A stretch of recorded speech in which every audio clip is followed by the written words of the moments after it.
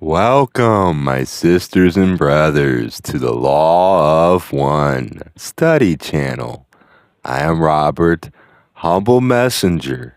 It is my pleasure to bring to you conscious channeling of LL research, messages of unity, love, and light of our one infinite creator.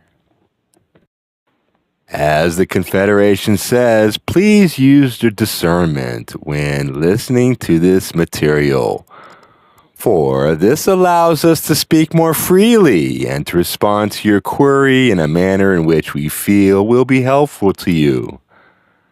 We of QO, like you, wish to be of service to others in whatever way we are asked, in a manner which moves from the beginning concept of service to a more advanced concepts, shall we say, as time and experience move through each entity, revealing to each who wishes to be of service greater and more profound means of accelerating one's spiritual journey by being of service in whatever manner you are called upon to do at any time.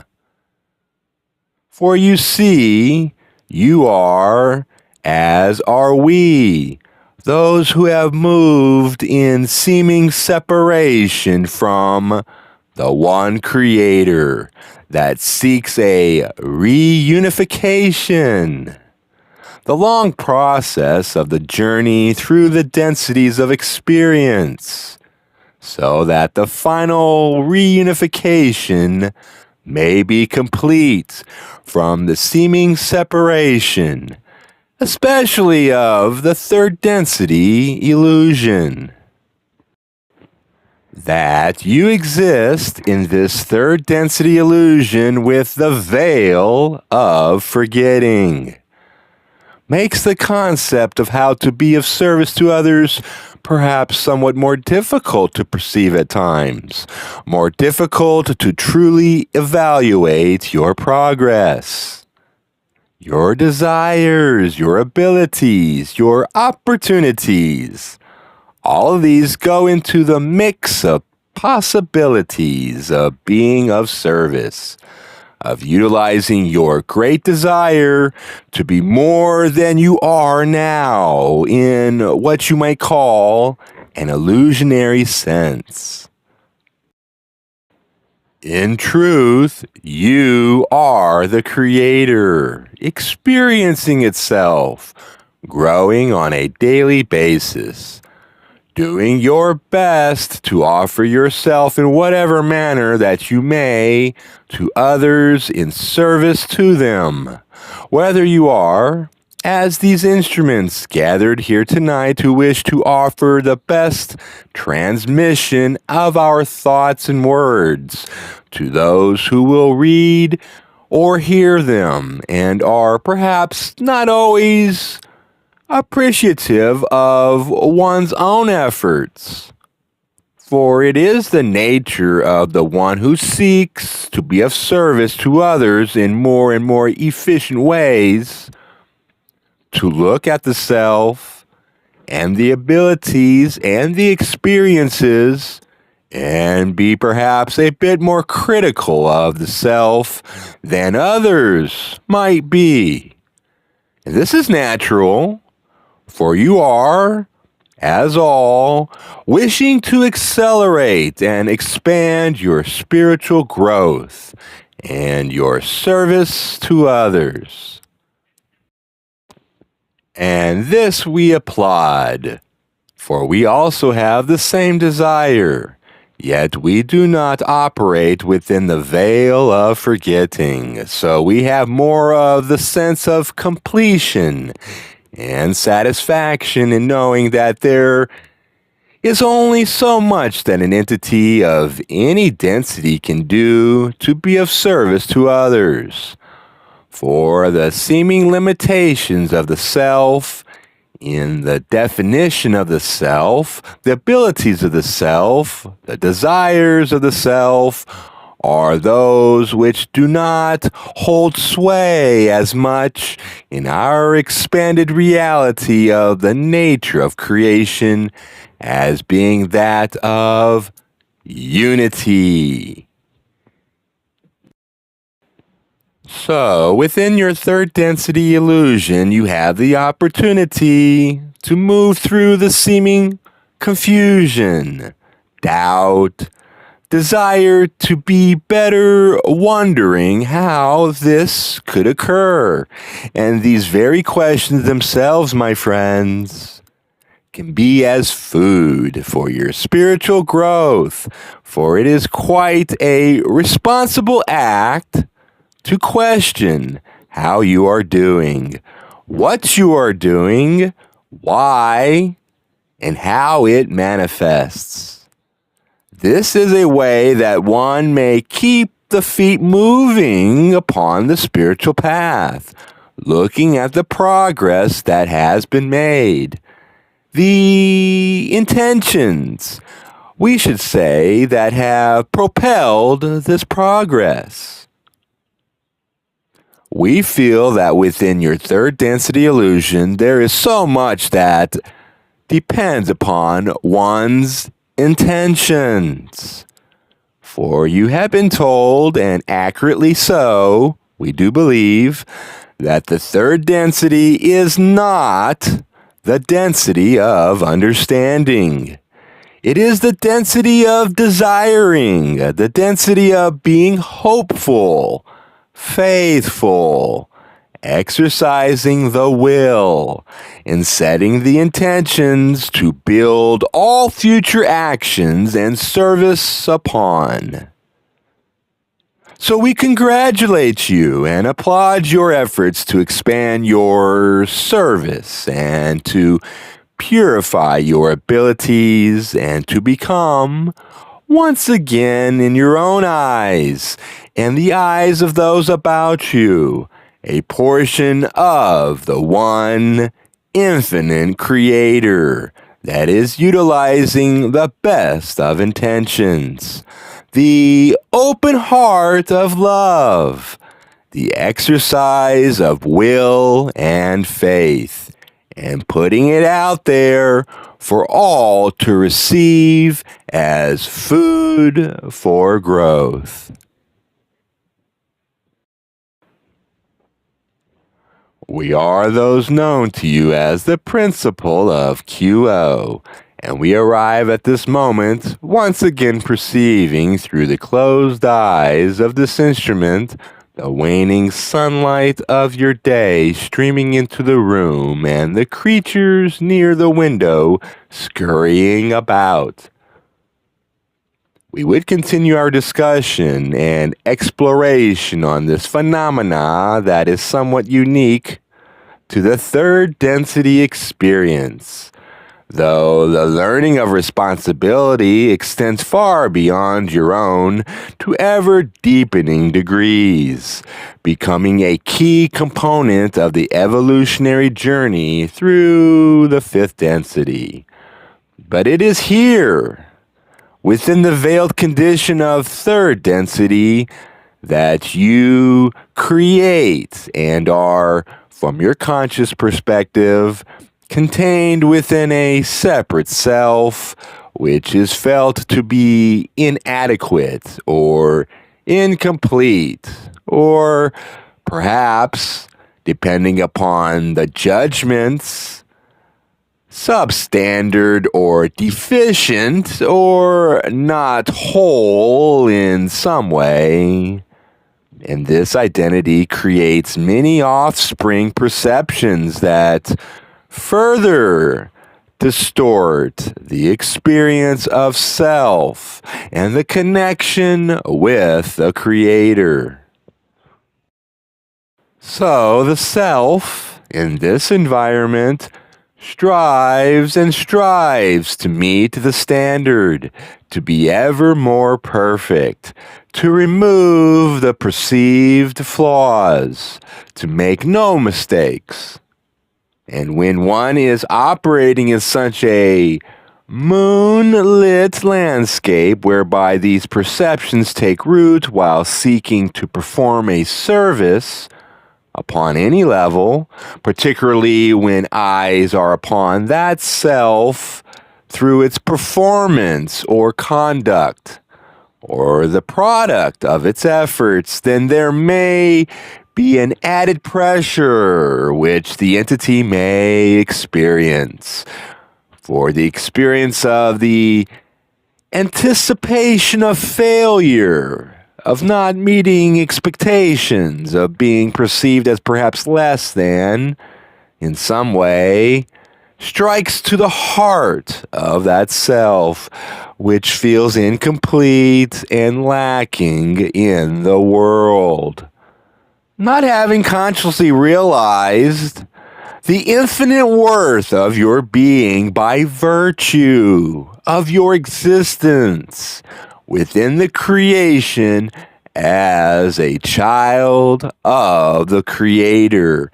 And as the Creator, your worth is constantly meted out by your illusionary perceptions of meeting standards, whether your own or others. It is hard catalyst for the self to feel that they have failed themselves ultimately.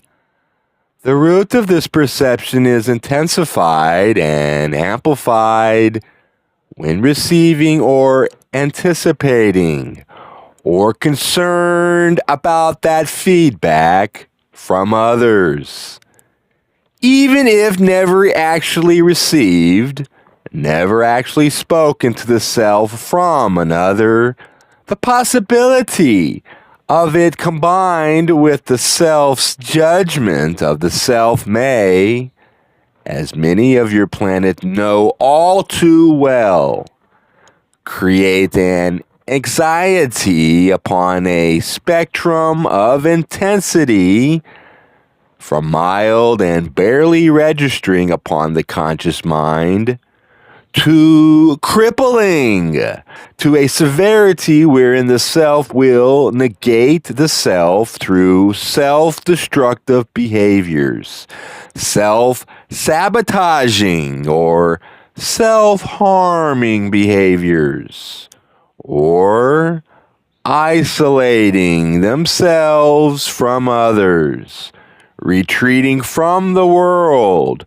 refusing to share one's light for fear of judgment, of not meeting what is perceived to be expected of the self.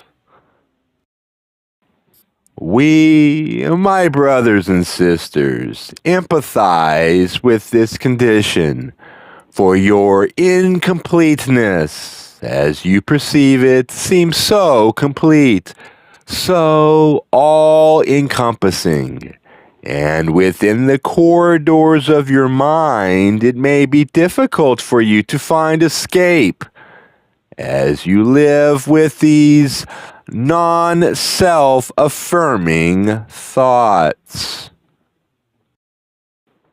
Yet there is no escape from your world, even your catalyst. There is certainly postponement in ample multi-incarnational space to avoid and to engage the self otherwise and to distract the self. But ultimately, this catalyst accumulates or intensifies or finds some way to intrude upon your mental getaway, so to speak, often through the mechanism of suffering, such that once again you will be called to seek the heart of the self, to use this material for its reflective qualities in revealing self to self in order to find what is real, what is yours, what is you, and what is not you. Part of that self-inquiry and untangling is a teasing apart of the expectations which you have internalized from your societal environment.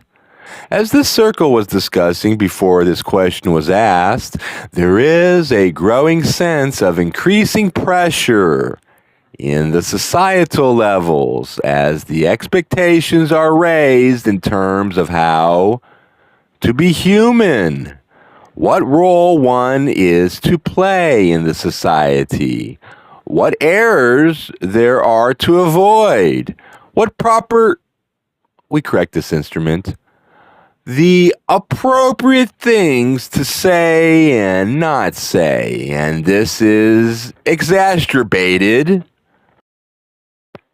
And this is exacerbated by the gauntlet of transition through which your peoples move as the old structures become dismantled and uprooted that had previously helped to facilitate greater shared understanding.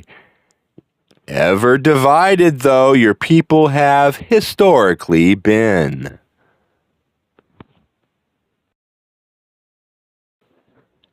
And as competing visions emerge in the confusion, not emerge as novel per se, though there is space for new seeds to take root in the new ground of fourth density light, offering a new and broader perspective.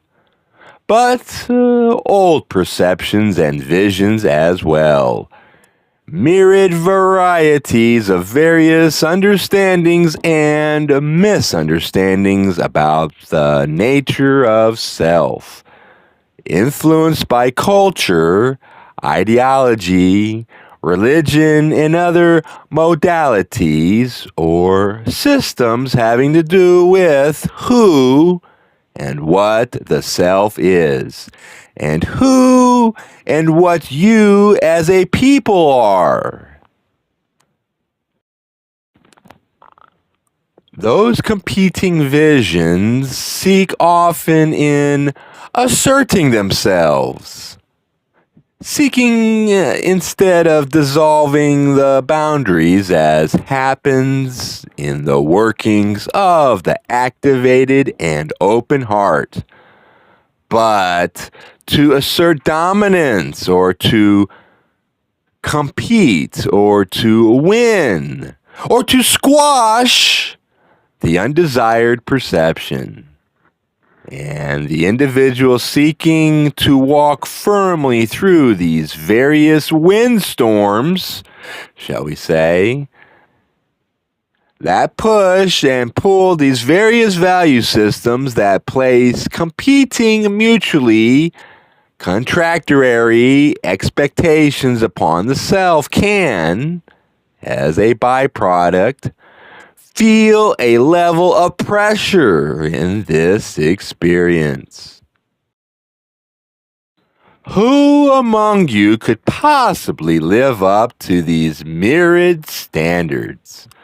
Though the key is available to it, your society in its fumbling has continually overlooked and missed entirely that key, which sees that the way forward is not in clothing oneself and a particular ideology, but in loving all those you encounter, whatever beliefs may be bouncing around in the interior of their craniums, as you may see it. In the open heart, there is non-judgmental acceptance, particularly as that heart is purified and perfected. Even when, as is natural, there is disagreement or disapproval of another or their performance, or particularly the self and its performance, in the heart there is acceptance. And in that acceptance, if taken further into the Blu-ray, there is clear seeing. Clear seeing of the soul nature of the other being. A clear seeing which balances the apparent incompleteness upon the surface, the apparent distortions which cause one to identify with an act within one part of a spectrum of wholeness, and the inherent wholeness and completeness of the other self.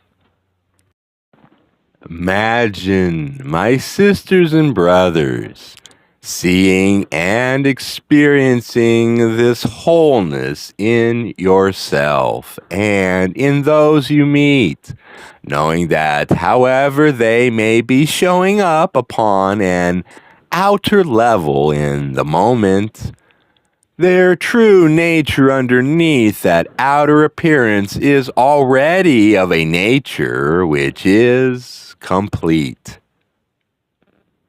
Whatever you may do in this incarnation, whatever heights you may achieve or depths to which you may sink in your despair, your essential nature remains. You continue a path of self-discovery that includes changing and transforming the outer nature, but so that it may make greater contact with the inner nature, that the outer nature may more transparently reflect that which is already within. There is no work you can do upon the outer level to become more worthy, more what you always have been. There is instead the releasing of the illusion that you are separate from that. And in doing so, from the perspective of the incarnate actor, one discovers and experiences this sense of infinite worthiness, and in so doing sees that while pressure, like most phenomena in your experience, is never fully eliminated and should not be, we correct this instrument, and whose elimination should not be sought, it, through this along progress, becomes an ally. As we were discussing through the one known as Jim, in terms of catalyzing the journey, for prior to the early Logi's invention of the veil, there was no such pressure upon the third density being. There was, in fact, a difficult meeting, the honored duty of ascending the stairway of light upon the spiritually evolutionary journey. That is to say, of doing the homework, of learning and advancing. As those of Ra have said through this group, there was no fear too terrible or love too great. Now that you, our friends, exist deep into the experiment of the veil of forgetting, You are greatly susceptible to this pressure. You who are sensitive, which speaks to many upon your sphere, wanderers and spiritual seekers included. Feel it all the more acutely. And in this nexus of your planet's evolutionary journey, where a new world is being born and seeking to be born, that pressure may push in upon the walls of your mind and create a squeezing, a great worry and anxiety in such a way that clouds your vision and your peace and locks your conscious attention within the stream of time. This, again, is why we frequently console the activity of meditation. In meditation, one can learn, and in a very real way, practice disengaging from these mental patterns that obscure and narrow the expansiveness of being, that separate oneself from that infinite wellspring of worth that is always rising up from within the heart of self to spread and radiate outward. Tasting this experience opens one to the understanding of their true magnificence, helps one to stand back from that small self which is wounded, vulnerable, and maybe even frightened by the world, so that so-called small self may be nurtured and brought into the heart, listened to, and talked to. We will bring this portion of our channeling through this instrument to a close with a reminder or an encouragement. We should say to find ways to relax. You, our friends, are aware of the various means by which the body may be relaxed, including rest, which your people chronically lack. The steeping of oneself in the warm waters, combined with the salt crystal and so forth. This, as you know, has a direct corollary effect upon the mind as well, for the mind and body are inextricably intertwined. But it is well also to combine with these ways work to relax the mental patterns, which, as a base, requires some level of mindfulness and awareness of those mental patterns. We see often among your peoples that they are coiled up so very tightly in anticipation, expectation, meeting responsibility, expending themselves in service, and assaulted, as they perceive it, on multiple sides by one seeming necessity or another, one voice or another, with which or with whom they must contend.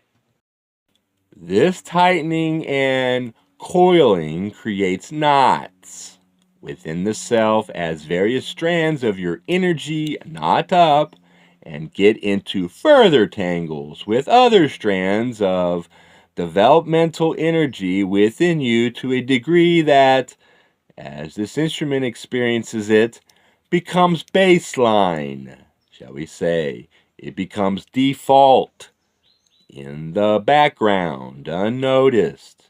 The self does not realize the degree to which its Subsequent perceptions are impacted and affected by this underlying coiling up and tensioning and entanglement.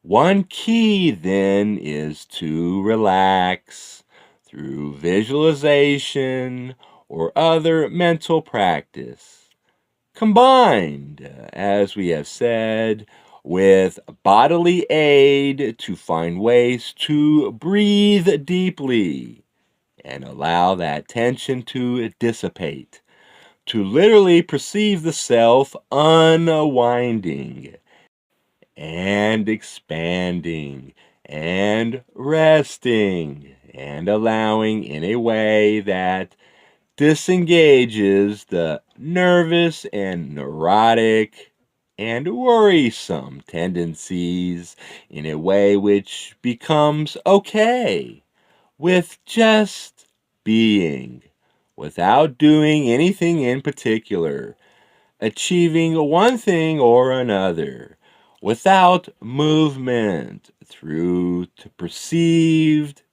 space or time, but just resting in simple being, simple, open, expansive awareness, and relaxing.